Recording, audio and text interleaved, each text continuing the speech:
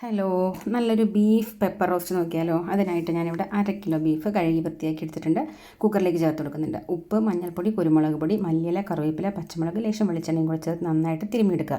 ഒരു തുള്ളി വെള്ളം പോലും ചേർക്കാതെയാണ് നമ്മൾ ആദ്യം വെക്കുന്നത് അടുപ്പത്ത്. പിന്നെ കുരുമുളക്, പെപ്പർ റോസ്റ്റ് ആയതുകൊണ്ട് കുരുമുളകാണ് ഏറ്റവും കൂടുതൽ ചേർത്തിരിക്കുന്നത്.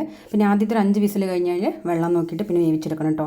ഇനി മല്ലിപ്പൊടി, മുളക് പൊടി, മഞ്ഞൾപ്പൊടി, പെരിഞ്ചീരകത്തിനൂടെ നന്നായിട്ടൊന്ന് വറുത്തെടുക്കുന്നുണ്ട്. ഇനി വെക്കാനായിട്ടൊരു പാൻ അടുപ്പത്തേക്ക് വെച്ച് വെളിച്ചെണ്ണ ചേർത്ത് ഉലുവ, മുഴുവൻ വെളുത്തുള്ളിയും ചെറുകിഴയും ചേർത്ത് കൊടുക്കുന്നുണ്ട്. പിന്നെ സവോളയും കൂടെ ചേർത്ത് ഉള്ളികൾക്ക് ആവശ്യമുള്ള ലേശ ഉപ്പും കൂടെ ചേർത്ത് നന്നായിട്ട് വഴറ്റിയെടുക്കുക. ഇനി ഇതിലേക്ക് നമ്മൾ നേരത്തെ വറുത്ത് വെച്ച പൊടിയും കൂടെ ചേർത്ത് കൊടുത്ത് നന്നായിട്ട് ഇളക്കുന്നുണ്ട്.